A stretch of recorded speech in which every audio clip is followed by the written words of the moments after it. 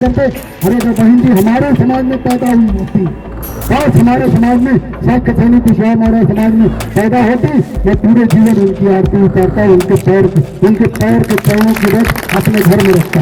अरे तुम जो यहाँ तक की बहन जी ने बहुत विकास कराया, वो आज कुछ नालायक होंगे, जो दलित समाज के नालायक होंगे वही बहन जी बुराई करते होंगे, जो कांग्रेस बीजेपी के एजेंट है वही बहन जी बुराई। जाटों समाज में पैदा हुआ व्यक्ति बहन जी का विरोध करते। अरे अगर बहन जी हमारे समाज में पैदा हुई होती, काश हमारे समाज में साक्य सैनिक कुशवाहा हमारे समाज में पैदा होती, मैं पूरे जीवन उनकी आरती उतारता, उनके पैर के चरणों की रख अपने घर में रखता। अरे तुम जो जाटों समाज के लोग जो निकम्मे हैं, जो नालायक हैं, जो कांग्रेस बीजेपी का एजेंट है, तुम बहन जी का विरोध कर रहे हो। बहन जी का अगर विरोध करोगे, सपा और बसपा अगर कमजोर पड़ जाएगी, खत्म हो जाएगी, आरएसएस बीजेपी और कांग्रेस क्या दूसरी पार्टी पैदा करने देगी? क्या दूसरा पार्टी बनाने देगी? क्या वो तो इस फिराक में, वो तो गिद्ध की तरह भाजपा कांग्रेस गिद्ध नजर गड़ाए हुए हैं कि समाजवादी पार्टी और बसपा कमजोर हो तो केशव देव मौर्य कैबिनेट चलेंगे, एक ही झटके में निपटा देंगे। कहाँ चल पाएंगे केशव देव मौर्य?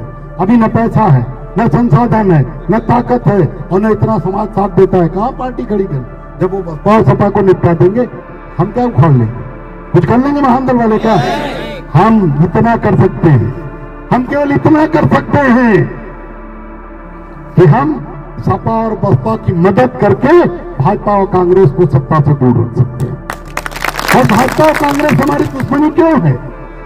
हमारी पर्सनल किसी से लड़ाई नहीं, लेकिन दुश्मनी इसलिए है कि भाजपा और कांग्रेस जहां केवल भाजपा कांग्रेस रहती है, वहां दलित पिछड़े केवल मजदूर बनते, इसके अलावा उन्हें नौकरी का अधिकार, ठेकेदारी का अधिकार नहीं। उनके अभी भी मध्य प्रदेश में ऐसे गांव हैं जहां कुशवाहा रहते हैं, जहां दलित पिछड़े रहते हैं, जहां अगड़े हिंदुओं के घर के सामने से उन्हें जूते अपने हाथ में लेके जाने पड़ते, पहन के नहीं जा सकते। है कि नहीं है? हमारे कुछ पदाधिकारी गए, और आप भी जाना हो तो चले जाओ राजस्थान में। ये दोनों सामंतवादी पार्टियां, भारतीय जनता पार्टी और कांग्रेस दोनों मनुवादी पार्टियां, ये अगड़े हिंदुओं को बढ़ावा देती। हम नहीं कहते कि अगड़े हिंदू को बढ़ावा खराब बात है, करो, लेकिन सबको बढ़ाओ, जातिवादी मत बनो। लेकिन भाजपा और कांग्रेस दोनों जातिवादी, दोनों केवल अगड़े हिंदुओं को, सवर्णों को मजबूत करती, दलित पिछड़ों को खाली उल्लू बनाकर इनका वोट लेती, इसके अलावा कुछ नहीं करती इनके लिए। आज उत्तर प्रदेश में नेताजी के दबाव में, लालू यादव जी के दबाव में, शरद यादव जी के दबाव में, देवेगौड़ा जी के दबाव में, और हमारे कांसीराम साहब और बहन जी के दबाव में, यहाँ बीपी सिंह जी की सरकार में आरक्षण मिला पिछड़ों को, 27% का आरक्षण। लेकिन यही आरक्षण मध्य प्रदेश में लागू नहीं, यही आरक्षण राजस्थान में नहीं देती कांग्रेस सरकार। जहां कांग्रेस और बीजेपी की सरकार है वहां पिछड़ों को कुछ नहीं। मंडल आयोग अगर रुका रहा, जाति जनगणना अगर नहीं हुई, अंग्रेजों के समय में जाति जनगणना हुई, अंग्रेजों ने ये बात को महसूस किया कि यहाँ जातियां गिनी जाए और सबको हिस्सेदारी मिले, सबको शिक्षा मिले, सबको सम्मान मिले, सबको पैसा मिले, सबको खेत बाड़ी बराबर मिले, इसलिए उन्होंने जाति जनगणना कराई। लेकिन अंग्रेजों 1931 में जाति जनगणना हुई, लेकिन आजादी के बाद कांग्रेस में जाति जनगणना नहीं हुई। दबाव में समाजवादी पार्टी के नेताओं के या बहुजन समाज पार्टी के नेताओं के दबाव में, शरद यादव जी के दबाव में, लालू यादव जी के दबाव में जाति जनगणना हुई भी 2011 में। कांग्रेस की सरकार में मजबूरी में कांग्रेस ने कराया, लेकिन उसके आंकड़े बाहर नहीं किए। क्यों? इसलिए नहीं आंकड़े बाहर किए क्योंकि दलित और पिछड़े और अल्पसंख्यकों की देश में आबादी 85% से ज्यादा, 100 में 85 दलित, पिछड़े और आदिवासी हैं, जिनको अखिलेश यादव जी पीडीए कहते हैं। 15% इनकी आबादी है, 15% लोग राज कर रहे हैं हम पे, और हमारा सब हिस्सा छीन कहते हैं आरक्षण की जरूरत नहीं। एक बाबा है सूरदास, आंख का अंधा, हमारे जिले का जौनपुर, बहुत बड़ा नेता, बहुत बड़ा पुजारी संत बनता, लेकिन इतनी नफरत उसे दलित पिछड़ों का आरक्षण कहता, आरक्षण जरूरत ही नहीं, आरक्षण की जरूरत नहीं है।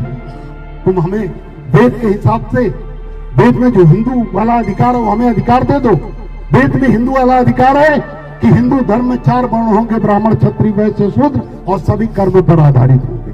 माने जो पढ़ने पढ़ाने का काम करेगा उसका वंश कुछ भी हो सकता है, वो शुक्ला वंशी हो, तिवारी वंशी हो, दुबे वंशी हो, या यादव वंशी हो, या मौर्य वंशी हो, या कुशवाहा वंशी हो, वो सभी के सभी ब्राह्मण माने जाएंगे। तो क्या यह अधिकार हमें मिला है क्या?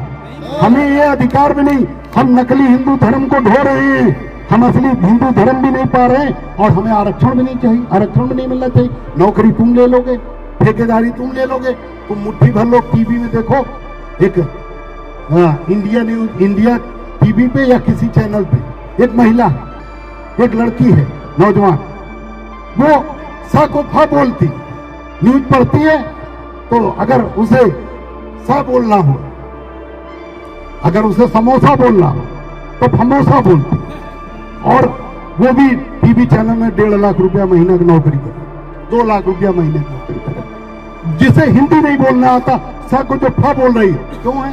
क्योंकि वो तथाकथित अगड़े जाति से, अगर वो शाक्य समाज, कुशवाहा, मौर्य समाज, यादव समाज की होती, पहुंचती क्या? हमारे आगे तो रास्ते बंद है, हमें तो आगे बढ़ने ही नहीं दिया जाता।